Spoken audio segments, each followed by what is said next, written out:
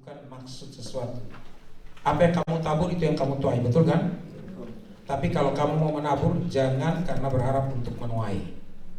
Maksud saya begini, hukum tabur dan tuai. Jadi saudara tuh misalnya memberi atau melayani sesuatu dengan mengharapkan nanti aku juga diberi atau dilayani seperti itu. Betul, kita menabur, kita akan menuai. Tetapi pada waktu kita melakukan sesuatu, kita jangan berpikir seperti itu. Makanya orang bilang, saudara-saudara, ayo. Itu banyak terjadi manipulasi kan dalam gereja. Kadang-kadang seperti begitu. Saudara-saudara, saudara beri kepada Tuhan, maka Tuhan, kalau saudara kasih sekian, Tuhan akan tambahkan menjadi kembalikan dengan sekian banyak. Jadi orang memberi didorong oleh, aku kasih 1.000 nanti ada 10 kali lipat, ada 100 kali lipat. Ya, gak usah ke gereja, ke itu apa namanya, di mana di kasino sana aja, di sampai saya lupa soalnya saya nggak suka main di Amerika, di mana itu. Oh, saudara tahu ya, oke. Nah, saya jangan, ya, ke Las Vegas saja. Saudara-saudaraku, kita kadang-kadang seperti begitu. Karena kita sudah dicekokin dengan filsafat ini. Makanya orang berebut memberi supaya apa, saudara-saudaraku?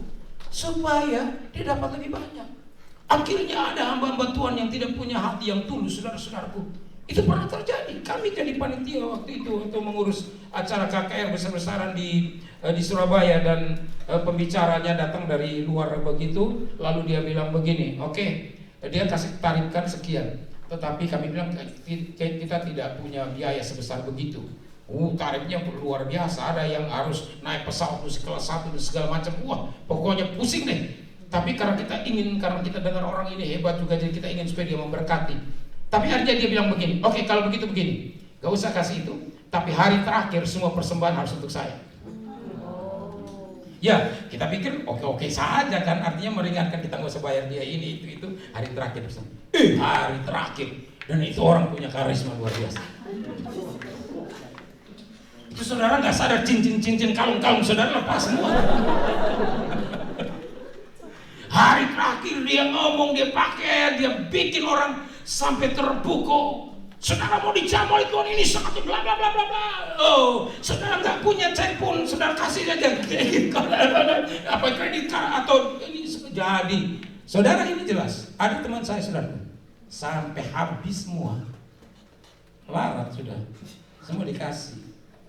Ya, saya ya dibalik memang ini hamba Tuhan tidak murni, tapi saya bilang motivasimu juga salah sih. Soalnya kamu beri dengan mengharapkan seperti jackpot tadi. Jadi Bapak Ibu, saya bilang begini, kalau kita tolong orang, kita jangan berpikir nanti Tuhan akan balas kita berlipat kali ganda. Nggak usah mikir-mikir begitu dulu. Karena Tuhan tidak buta kok, Tuhan tidak tuli kok. Kita tolong, kita kasih. Saya nolong tanpa pamrih gitu. Dia mau balas, dia enggak apa-apa. Jadi kalau kita tolong orang, jangan mengharapkan satu waktu dia berhasil, siapa tahu dia ingat saya. Saya mau beritahu Bapak Ibu Saudara, saya juga mau bilang bahwa saya sudah tolong banyak orang, dan semua orang ini tidak pernah ucapkan terima kasih pun, gak pernah. Ada orang yang sakit hati dan dia cerita begitu, Pak, orang ini saya sudah tolong Pak, tapi begitu dia berhasil Pak, malah begini-begini. Saya bilang begini, kamu diberkati gak oleh Tuhan?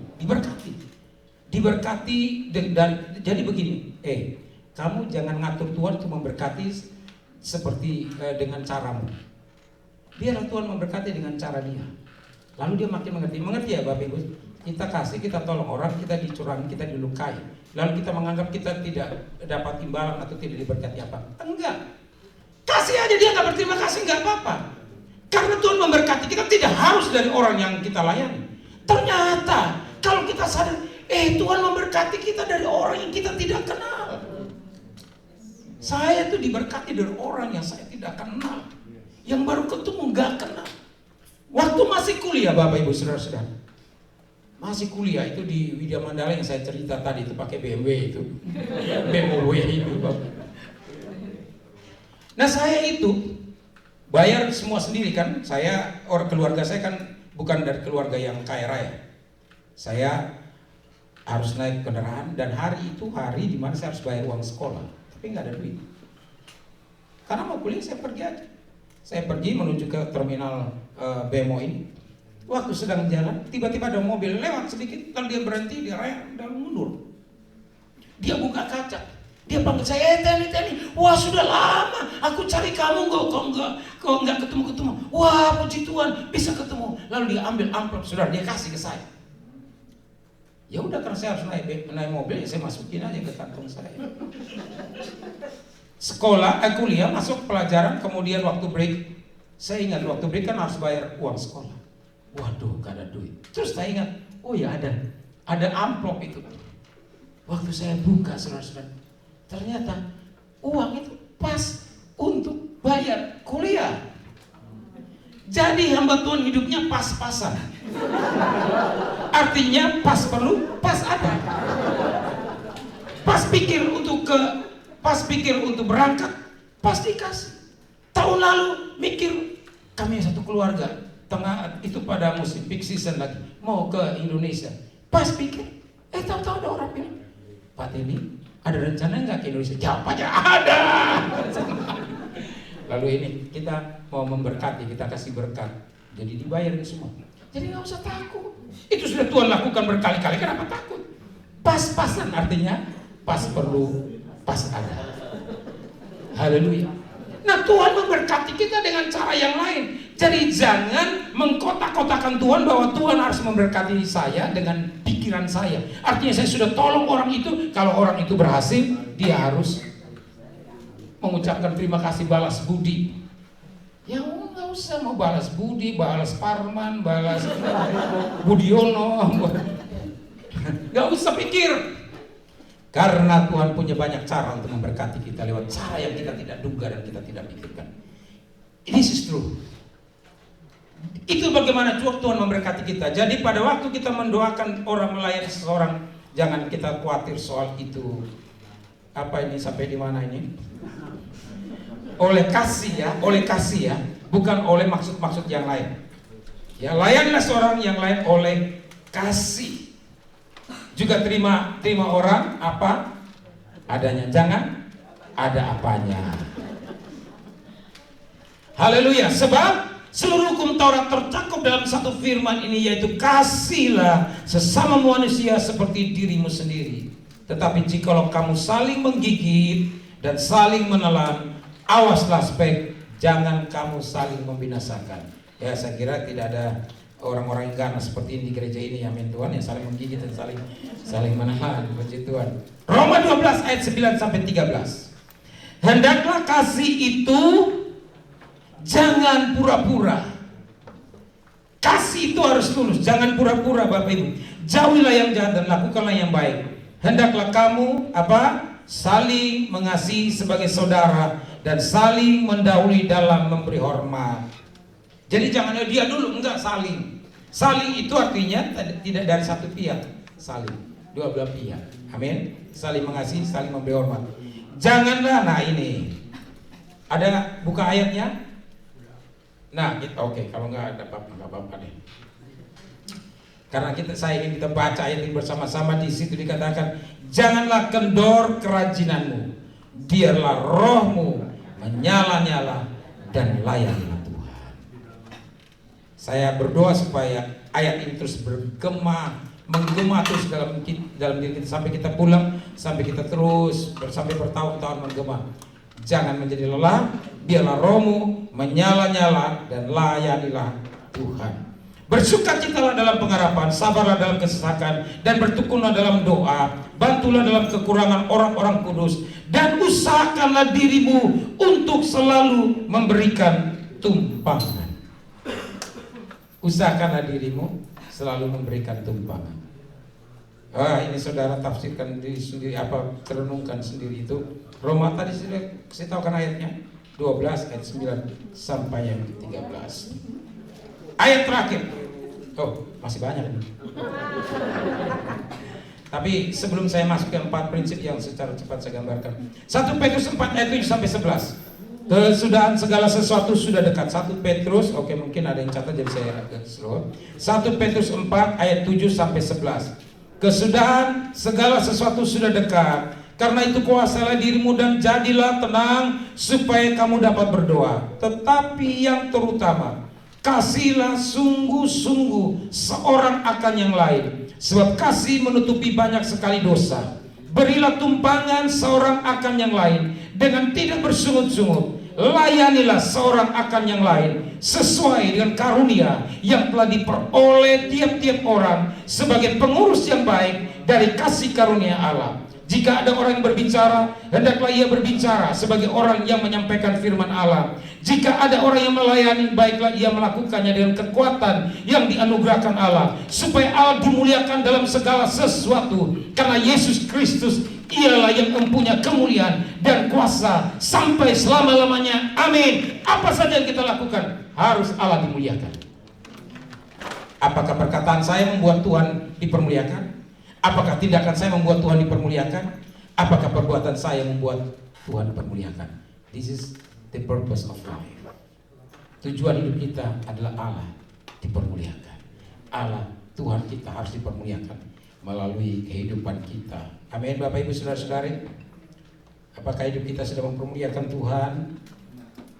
Sudah. Kalau begitu lanjutkanlah. Haleluya. Dan terakhir ini saya akan berikan 4 prinsip secara cepat. Lalu kita akan berdoa. Dan karena kita akan pulang ke tempat kita masing-masing. Oke, yang saya katakan tadi tentang perjalanan Yesus pada akhir kematiannya, detik-detik menjelang kematian atau hari menjelang kematiannya, di dalam Yohanes pasal 12 mulai ayat yang ke-20 saya baca. Haleluya. Dengar baik-baik. Di antara mereka yang berangkat untuk beribadah pada hari raya itu terdapat beberapa orang Yunani. Orang-orang itu pergi ke Filipus yang berasal dari Betsaida di Galilea, lalu berkata kepadanya, "Tuhan, kami ingin bertemu dengan Yesus." Filipus pergi memberitahukannya kepada Andreas. Andreas dan Filipus menyampaikannya pula kepada Yesus.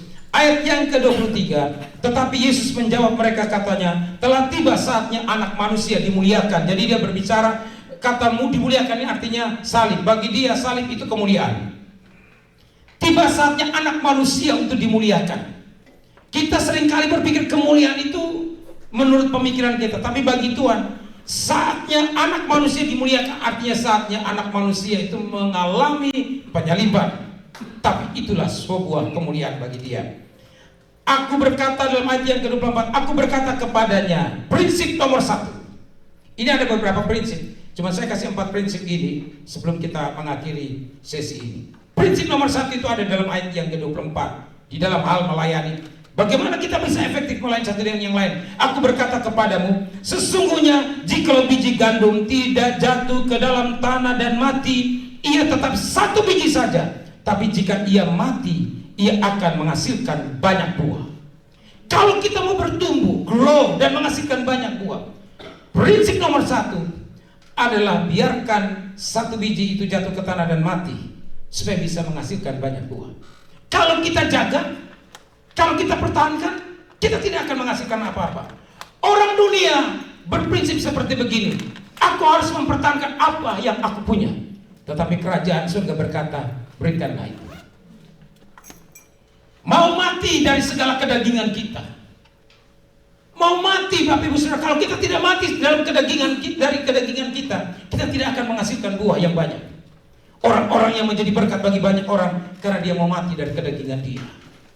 Jadi Bapak Ibu Saudara-saudara, kalau kita mau menghasilkan buah yang banyak, maka jangan pertahankan satu biji saja. Ini artinya ada sacrifice, ada pengorbanan. Saudara-saudaraku, saya selalu berkata dan mungkin orang kita selalu mendengar no gain, no pain, no gain. No cross, no crown. No cross, no crown. Tidak, kalau kita tidak mengalami jalan salib, kita tidak akan bisa mengalami apa itu? Mahkota. Itu prinsip nomor 1. Kalau satu biji gandum tidak jatuh ke dalam tanah dan mati, ia tetap satu biji saja. Jadi rela Bapak Ibu Saudara-saudari untuk mengalami kematian secara ke dalam kedagingan kita, ego kita. Ayat yang ke-25. Prinsip yang kedua, barang siapa mencintai nyawanya, ia akan kehilangan nyawanya. Tapi barang siapa tidak mencintai nyawanya di dunia ini, ia akan memeliharanya untuk hidup yang kekal. Saudara-saudaraku, orang dunia berprinsip bahwa kalau dia mau berhasil, maka dia harus menambahkan lebih banyak lagi. Dia tidak boleh kehilangan sesuatu, dia harus pertahankan apa yang dia punya.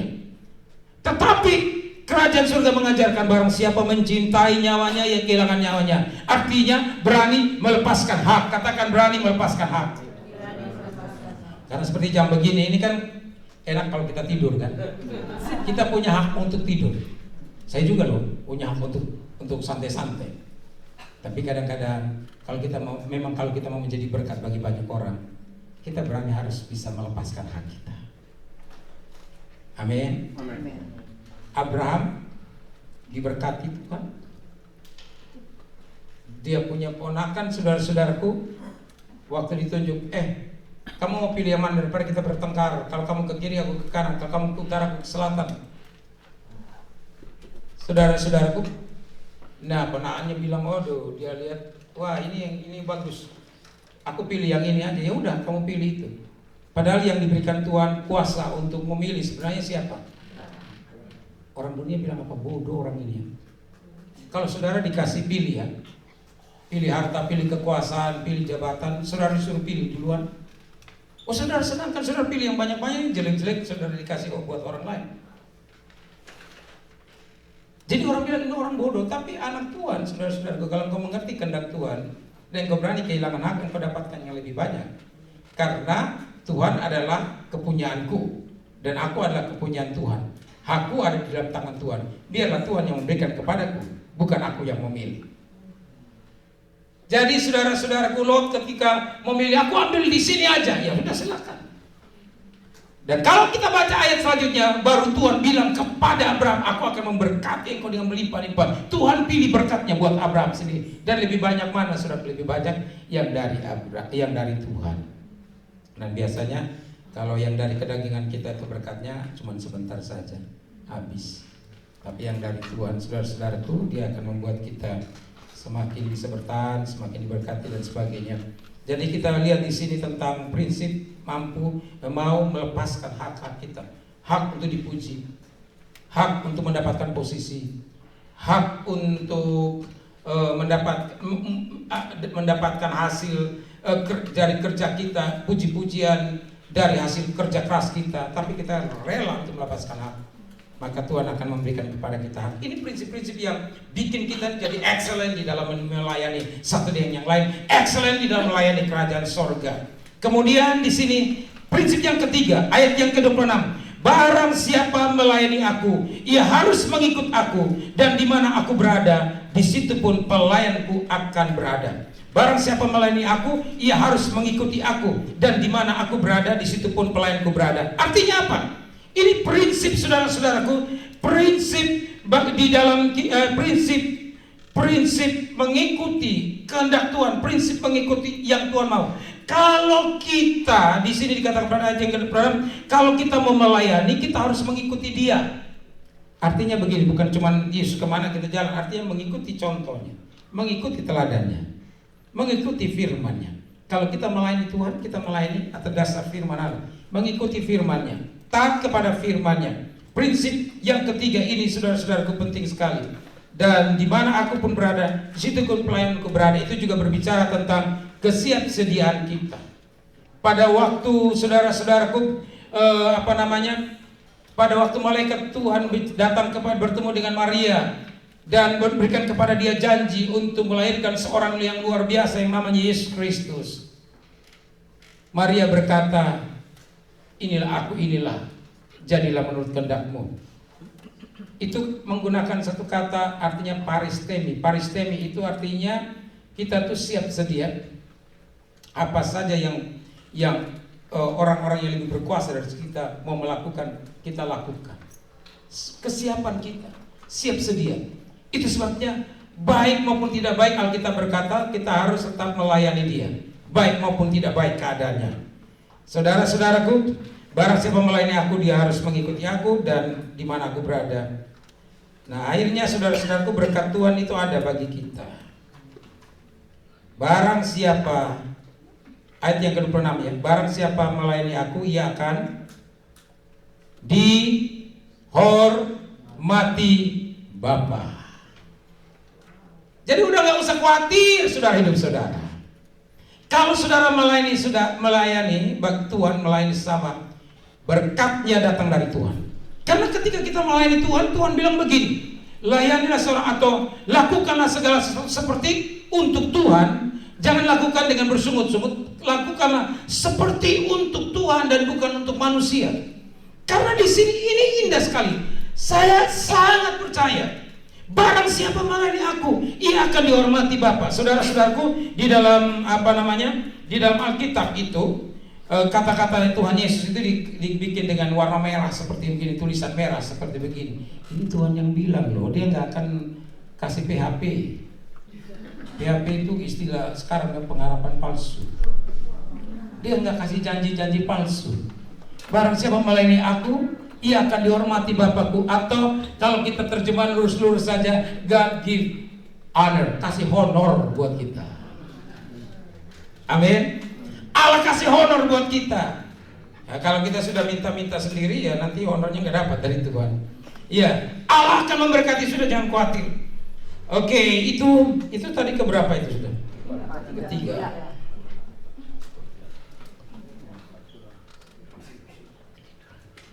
Dan yang berikut saudara, Yesus bilang begini, jika aku ditinggikan di mana nih? Ayat yang ke-32, dan apabila aku ditinggikan dari bumi, aku akan menarik semua orang datang kepadaku.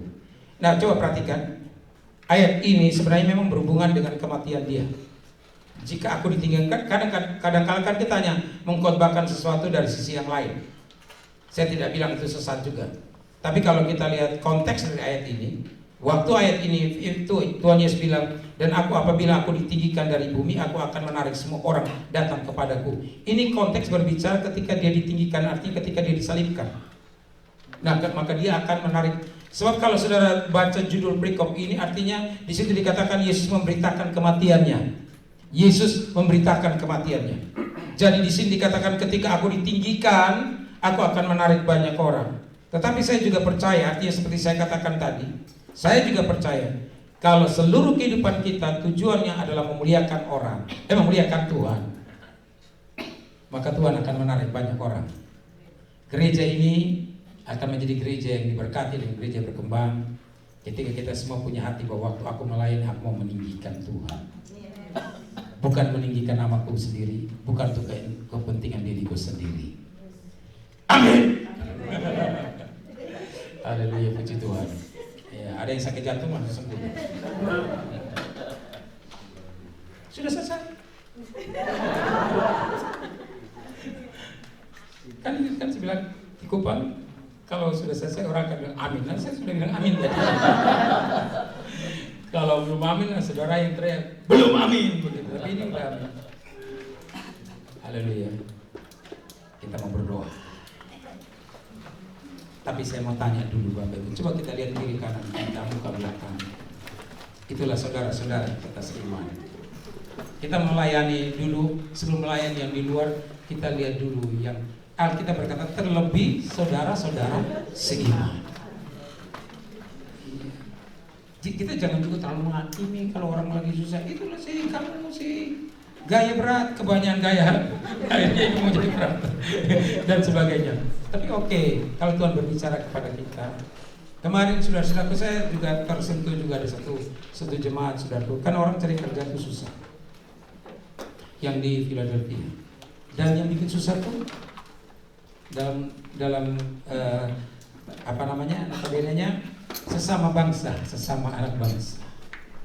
Jadi ada para orang yang disebut agent ini, saudara-saudaraku, itu menggunakan kesempatan di dalam kesulitan-kesulitan yang dihadapi oleh orang Indonesia sendiri. Cari kerja sekarang susah. Beberapa tahun, 2 tahun, 3 tahun masih gampang. Sekarang susah. Begitu cari kerja, maka agent akan bertanya umur berapa. Betul. Kalau udah umur 40, sorry, gak dikasih kerja. Padahal di Amerika ini gak ada tuh diskriminasi seperti begitu. Tapi ini orang Indonesia sendiri. Jadi saya mau beritahu, kasihan. Ada lagi orang yang promosi besar-besaran lewat YouTube. Oh, kerja enak di Philadelphia. Datanglah orang banyak. Sekarang di Philadelphia banyak yang datang dari Indonesia. Sampai sana gak dapat kerja. Sebulan gak kerja. Akhirnya apa? Waduh, pokoknya apa aja yang dia lakukan. Makanya saya bilang kalau orang jatuh tuh nggak ada pegangan, apa aja dia pegang. Ada satu rumah itu sampai menumpuk-numpuk, itu satu kamar itu mungkin bisa semua orang bisa. Itu kamar umum deh sudah. Jadi sewa kamar ada bisa murah 300, tapi di situ 10 orang, 20 orang bisa di situ. Susah. Tapi bukan begitu sudah. Kesempatannya adalah begini. Harus bayar. Tarifnya 250, 300 kalau mendapat kerja. Oke sih kalau bayar dapat kerja nggak apa-apa. Ini jahatnya orang ini saudara-saudaraku. Jadi ada ibu nih datang kerja, itu dia bayar duluan. Orang ini dikasih kerja 3 hari dibikin, kemudian dikeluarkan. Supaya posisi dia akan dikasih lagi karena ada banyak orang yang bayar 300. Begitulah cara mereka dapat duit. Gampang aja, jadi ada satu baru datang saudara-saudaraku, telepon saya, Pak ini gimana? Ini ada orang sudah tawarkan. Saya bilang memang susah sekarang Bu pekerjaan, tapi doa aja lah karena memang sudah datang. Saya mau ke sini, tapi disuruh bayar dulu 300. Ibu sudah bayar? Belum. Jangan bayar, saya bilang. Iya Pak, tapi saya sudah bayar. Berapa waktu itu? Untung uang saya hanya $20 aja, saya sudah bayar $20. Ya udahlah, $20 enggak apa-apa sudah. Tapi puji Tuhan saudara-saudara, saya nggak terlalu banyak bicara, tapi tiba-tiba ada satu orang. Karena umurnya udah berapa Bu? Juga saya ikut-ikutan tadi. Karena dia belum ada, dia tinggal di satu kota. Dia sementara itu Lancaster kan mau pindah ke Philadelphia. Jadi jangan sampai saya sudah kasih PHP lagi dia datang nggak ada pekerjaan. Jadi saya mau tanya umur berapa? Kalau umur muda kan gampang kerjaan juga gitu, toh. Tapi wah umur saya Pak. Aduh sudah mungkin 50 ya. Waduh ini susah. Tapi ya udah Pak, udah Ibu. Gimana caranya? Tahu-tahu saudara-saudaraku, ada jemaat juga. Daripada Ibu susah, lebih baik Ibu datang dulu sambil nunggu siapa tahu ada kerjaan. Tapi kalau dia nunggu kan dia harus bayar. Tapi ada satu jemaat bilang, saya bayar untuk dia untuk 1 bulan. Untuk tinggal di sana, sewa kamar 1 bulan. Akhirnya orang yang datang beribadah, sewa kamarnya dibayar 1 bulan. Tapi apa saudara-saudaraku? Besoknya habis ibadah dapat kerjaan 50 loh umurnya. Langsung Pak, saya sudah dapat kerjaan. Puji Tuhan. Jadi kita berdoa, karena banyak orang yang melakukan kejahatan-kejahatan. Sekarang ini orang tuh nggak punya hati belas kasihan gitu. Jadi saya bersyukur di sini kita tidak terkontaminasi dengan hati yang kejam dan keji seperti begitu. Kita belajar memperhatikan satu dengan yang lain. Bukan berarti semua akan lancar-lancar. Kadang-kadang ada selisih pendapat, ada sedikit clash. Tapi itulah jalannya kita untuk menuju kepada kemuliaan. Harus juga melalui gesekan-gesekan. Saudara seiman, kita sesama saudara dalam Tuhan. Mari kita berdoa supaya Tuhan berikan kepada kita kasih. Kita berdiri bersama-sama di dalam doa. Bapak di sorga. Haleluya. Ada yang main gitar? Nggak ada? Oh, kita main aja gitar yang ini. Karena saya takut kalau nggak ada gitar nanti kita nyanyi seperti mirip ini kan jatuh begitu kan. Iya, haleluya. Kita nyanyi apa ya? Kita nyanyi lagu yang slow aja. Oh iya betul tadi sudah janji. Terima kasih. Hidup ini adalah kesempatan. Iya benar. Hidup ini adalah kesempatan. Iya.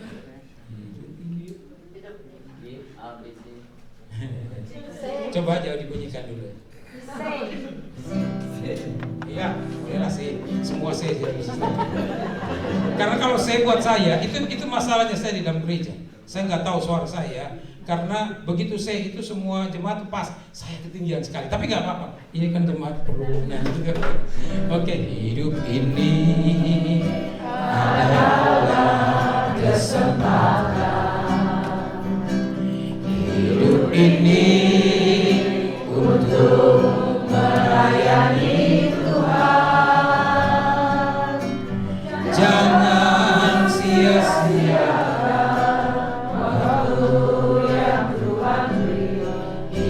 Ini sudah jadi berkah.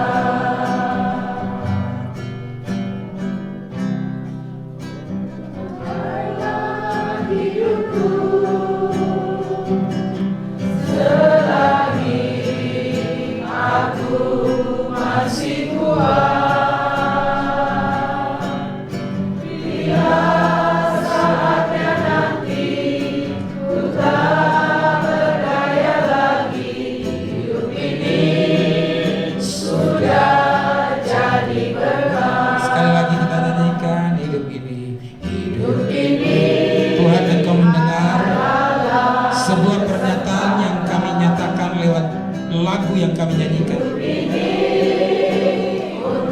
Hidup ini bagi kami sebagai kesempatan yang kami mau melayani Engkau dengan sungguh-sungguh.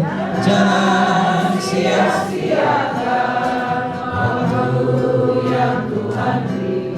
Hidup ini sudah jadi berkah. Oh Tuhan, pakailah hidupku selagi aku masih kuat.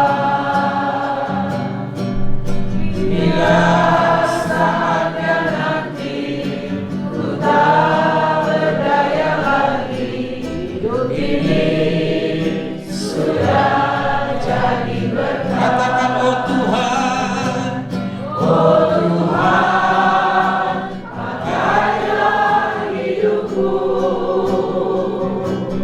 selagi aku masih kuat. Tuhan, kembangkan Tuhan keinginan kami untuk melayani Engkau ya Tuhan. Tuhan berdaya lagi, hidup ini sudah jadi berkah. Bapak Ibu saudara-saudari, di akhir dari sesi ini saya mau berdoa untuk kita recommit lagi hidup kita di dalam pelayanan mengasihi Tuhan. Karena kita sudah tahu kalau kemarin kita melayani dengan motivasi yang salah. Sekarang kita tahu bahwa aku mau melayani Tuhan karena Tuhan menjadi pusat dari pujian. Bukan pujiannya buatku, bukan untuk kepentinganku, tapi supaya nama Tuhan dipermuliakan. Itu yang membuat kita akan terus bertahan dan setia melayani Tuhan. Kita tidak kecewa, kita tidak putus di tengah jalan, kita tidak berhenti melayani, kita terus bersemangat dan roh kita terus menyala-nyala melayani Tuhan. Karena yang kita layani adalah Tuhan yang tidak pernah berhutang kepada kita, yang tidak pernah berdusta kepada kita, yang tidak pernah memberikan janji-janji yang tidak ditepati. Dan hari ini ketika kita berdoa, matanya memandang kita, dan Dia tahu kebutuhan dan keperluan kita, sehingga kita tidak perlu khawatir. Sebab kita berkata, God give honor to those who serve Him. Allah memberkati, Allah memberikan upah kepada mereka yang melayani Dia. Tuhan memberkati kita semua. Itu sebab mari kita recommit hati kita, pelayanan kita. Kita katakan, Tuhan, aku mau mengasihi Engkau. Aku tahu cara melayani Engkau bukan hanya dalam bentuk pekerjaan saja, tapi ada banyak cara aku bisa melayani Engkau. Aku bisa menulis sesuatu untuk menguatkan orang lain. Aku bisa menghibur seseorang. Aku bisa memberikan senyuman. Aku bisa memberikan pertolongan jika aku punya uang yang lebih. Aku bisa juga membantu orang-orang yang lain. Ada banyak cara untuk melayani. Berkati kami Tuhan. Penuhi ruangan ini dengan hadirat-Mu dan kuasa. Biar kami boleh growing in serving.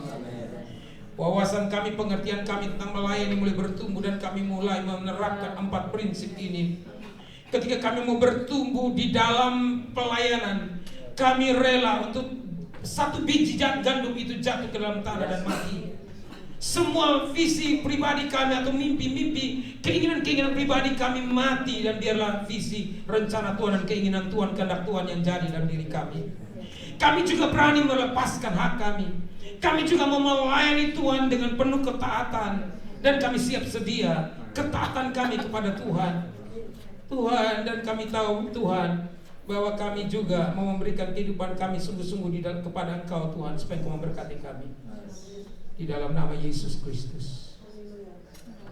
Terima berkat Tuhan. Terima pertolongan Tuhan. Terima kasih karunia Tuhan, anugerah Tuhan. Buka kedua tanganmu di hadapan Tuhan. Katakan, Tuhan, aku mau melayani Engkau dan inilah hidupku. Pakailah aku menjadi seorang yang useful buat kerajaan surga.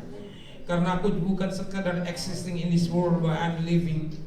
That means that I have to be function to those around me and give impact to this world. Tuhan, aku mau memberkati dunia sekitar kami. Karena untuk itu Tuhan memanggil kami dan membentuk kami menjadi manusia yang berkualitas, yang menjadi representatif kerajaan Allah. We are representative of the King of God, to be blessed. Aku berdoa Tuhan, kalau ini terjadi, maka gerakan Allah, kebangunan rohani akan menjalan, bekerja terus untuk kota Toronto dan kota-kota sekitarnya. Karena dari tempat ini ada orang yang punya hati yang menyala-nyala untuk melayani Tuhan dan melayani sesamanya. Dunia akan diubahkan karena we bring the color of kingdom, the color of Jesus Christ to this world. Kami mewarnai dunia ini dengan warna kerajaan sorga, yaitu the color of love, warna kasih. Kami akan membuat dunia ini penuh dengan kasih Allah supaya orang dapat melihat Tuhan Yesus dalam kehidupan kami. Bapak, Ibu, saudara-saudari, God wants you to be a blessing. God wants you to bring His love to this world. Karena dunia membutuhkan, dunia yang pahit, dunia yang bitter, dunia yang sakit, dunia yang dikecewakan, dunia yang mengalami rejection. Tapi Tuhan pakai saudara. Tuhan, kalau di antara kami ada yang belum mengerti tentang pelayanan, karena kami pernah terluka, kami pernah ditolak, kami pernah dianggap remeh, kami pernah dianggap enteng, kami tidak dihargai, kami tidak bisa mengaktualisasi diri kami secara penuh, dan kami kecewa. Sudah selesai hari ini. Kami tidak bawa pulang ke Toronto. Kami akan kuburkan hari ini, dan biji itu harus jatuh ke tanah dan mati. Supaya kami tumbuh sekarang menjadi orang yang tahu bahwa ada kuasa kerajaan surga dalam diri kami, bahwa kami adalah wakil Tuhan dan ciptaan Tuhan yang luar biasa, bahwa kami telah diberikan Tuhan kuasa, kemampuan, potensi, talent, semua karunia-karunia, the spiritual gift, karunia-karunia rohani yang Tuhan sudah berikan kepada kami untuk kami bergerak dan menjadi berkat. Ini kami Tuhan, ini kami Tuhan, ini hamba. Ketika Tuhan bertanya siapakah yang akan kuutus, kita bisa jawab seperti ini. Yang hambanya jawab, inilah Tuhan, inilah aku, utuslah aku. Ini aku Tuhan, pakailah hidupku menjadi berkat. Dalam nama Yesus Kristus, dalam nama Yesus Kristus, dalam nama Yesus Kristus. Saya juga tidak lupa untuk berdoa memberkati saudara buat semua struggle pergumulan saudara. Tuhan, Engkau bilang bahwa kalau kami melayani Engkau juga, Engkau akan melakukan hal yang besar dalam diri kami. Tuhan, pada ayat yang baru saja kami baca, Tuhan juga bilang bahwa kalau kami melayani Engkau, Bapa akan menghormati kami. God will give honor to those who worship, to those who serve. Itu sebabnya aku berdoa untuk melepaskan berkat Tuhan buat anak-anak Tuhan di tempat ini. Untuk sakit penyakit Engkau sembuhkan, yang sakit jantung, mujizat Tuhan sudah terjadi. Untuk sakit di telinganya, untuk sakit apa saja yang sedang kami derita, Tuhan sudah sembuhkan. Sebagaimana Tuhan sudah buat mujizat dalam hari-hari ini, dalam beberapa hari kami lihat mujizat Tuhan terjadi di tengah-tengah kami. Tuhan jamah Tuhan. Yang berdoa untuk status, yang berdoa untuk rencana perjalanan, yang berdoa untuk pekerjaan, yang berdoa Tuhan untuk karirnya. Aku berdoa Tuhan, Engkau akan membuat mereka menjadi kepala dan bukan ekor, akan naik dan tidak turun. Terima berkat Tuhan ini, terima berkat Tuhan ini. Serahkan semua kekhawatiranmu kepada Tuhan, karena Dialah yang menanggung, Dialah yang akan memberkati kita. Haleluya, haleluya. Jangan khawatir, jangan khawatir. Buang semua kekhawatiran. Dan lihatlah pekerjaan Allah yang besar terjadi. Berkati hambamu, berkati Pastor Liu dan teman-teman semua di sini, dengan keluarga, dengan istri, anak, semua Tuhan berkati semua Tuhan. Dan pakai gereja ini menjadi gereja yang memancarkan kemuliaan Tuhan dan kasih kepada dunia. Terima kasih Tuhan, sepanjang 2 hari ini, 2-3 hari ini kami sudah berada di sini, dan Engkau sudah memberkati kami. Biarlah berkat ini tidak terbuang dengan cuma-cuma, tapi bertumbuh dan menghasilkan buah yang banyak bagi kerajaan surga. Dan puji nama Tuhan Yesus, dalam nama Yesus Kristus. Haleluya, amin. Tuhan Yesus memberkati. Kami kemarin berdoa gimana? Ngomong 10 kata. Bagaimana apa yang terjadi? Ada mujizat yang dia bisa ceritakan. Silakan duduk, silakan duduk. Kalau saya cerita kaki, jadi gak lengkap. Karena awalnya saya mau berdoa untuk apa yang Tuhan harus saya lakukan. Karena pada tahun 2005 Tuhan sudah suruh saya pergi ke Toronto. Jadi ada anak yang pendidikannya masih SMP dan kerjanya di hutan, itu dapat pesan Tuhan. Cari-cari saya, mana dapat telepon saya, terus dia SMS. Jadi saya masih kerja, ding, masuk. Mas Abraham, Tuhan suruh ke Toronto. Terus saya telepon balik, Dia malah bilang gini, loh Mas Abram kok suruh ke Sulawesi Utara ngopo gitu. Dia pikir Toronto itu di Sulawesi Utara. Enggak, Toronto itu di Kanada. Saya bilang gitu. Oh, ngono ya Mas. Gitu. Akhirnya cuma 1,5 tahun istri apply karena saya eligible karena profesi saya masak. Istri eligible karena bisa bahasa Inggris. Cuma 1,5 tahun masuk ke Toronto. Waktu kesini awalnya nggak punya apa-apa, kesini aja utang.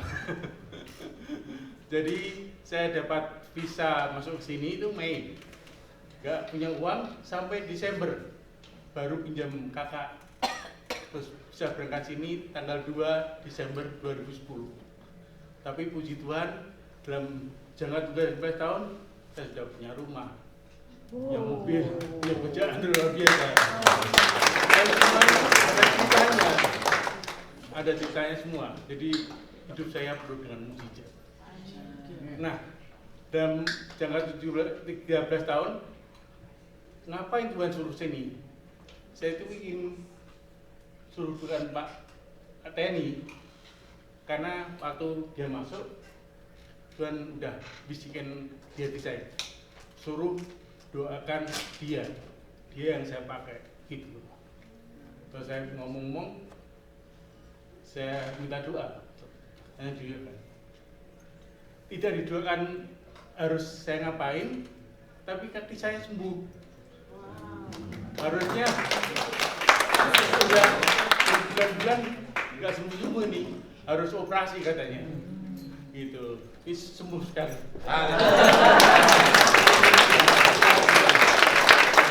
Dia bilang waktu turun mobil, waktu datang turun mobil kan bisa gini. Dan memang waktu saya duduk ini kok nggak bisa bicara, saya kalau waktu didoakan Tuhan jamah dia, dan sekarang dia bisa lompat-lompat.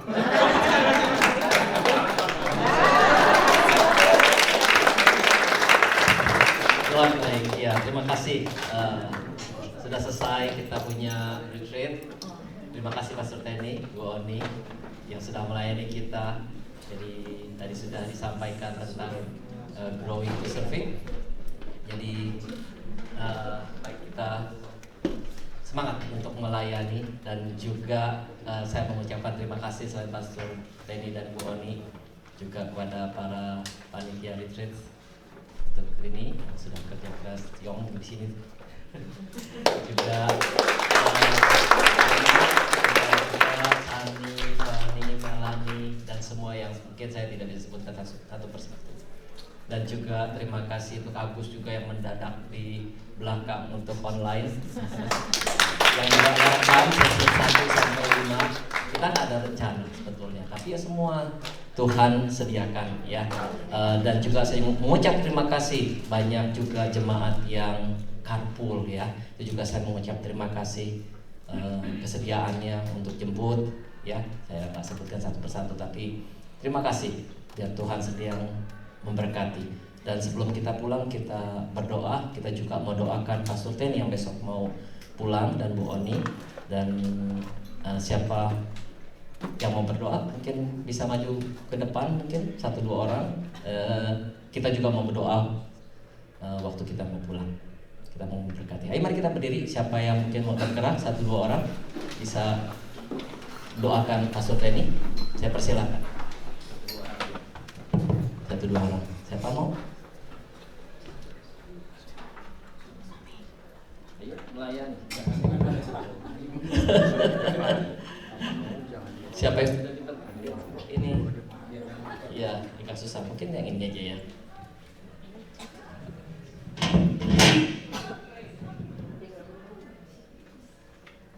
Oke, baik dah.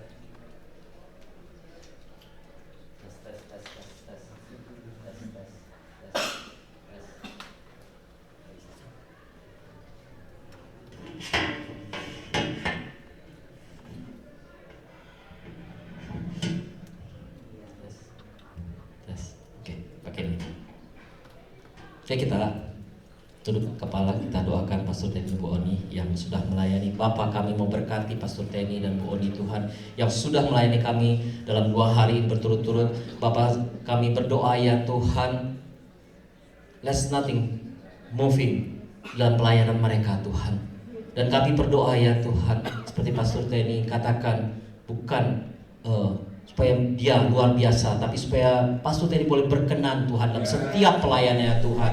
Bapak, Engkau tolong ya Tuhan, setiap pelayanan yang di Delphi ya Tuhan, setiap pergumulan dalam jemaat ya Tuhan, Tuhan bantu Tuhan, Kau sertai dan Kau berkati Tuhan, supaya jemaat juga boleh bertumbuh Tuhan di dalam Tuhan. Bapak, kami juga berdoa ya Tuhan, Pastor Teni yang juga melayani Tuhan di dalam Indonesian Pastor Connection, kami berdoa ya Tuhan, setiap pekerjaan atau setiap pelayanan Tuhan boleh memberkati setiap pastor yang ada di Amerika Tuhan. Bapak, terima kasih. Kami juga berdoa ya Tuhan untuk keluarganya. Bapak juga Engkau sertai anak dan anak-anaknya Tuhan, yang perempuan dan yang laki Tuhan. Bapak, Engkau berkati mereka dalam setiap pekerjaan dan setiap sekolahnya. Terima kasih Tuhan, kami mengucap syukur karena Engkau Allah yang luar biasa Tuhan. Biar kami juga Tuhan boleh belajar terus melayani Tuhan. Bapak, sebentar kami mau pulang ya Tuhan, dan Engkau sertai kami dalam perjalanan pulang kami ke Toronto Tuhan. Bapak, biarlah kami boleh sampai selamat Tuhan di tempat rumah kami masing-masing. Dan terima kasih Tuhan untuk setiap firman-firman itu Tuhan, biar firman itu boleh menjadi benih dan kami boleh senantiasa meninggikan Engkau Tuhan. Kami boleh melayani Engkau Tuhan, kami boleh selalu fokus kepada Engkau saja. Terima kasih Tuhan. Terima kasih Tuhan dan kasih-Mu. Di dalam nama Tuhan Yesus kami berdoa dan mengucap syukur. Haleluya. Amin. Ya, saudara-saudara, jadi sebentar kita mau pulang. Jangan lupa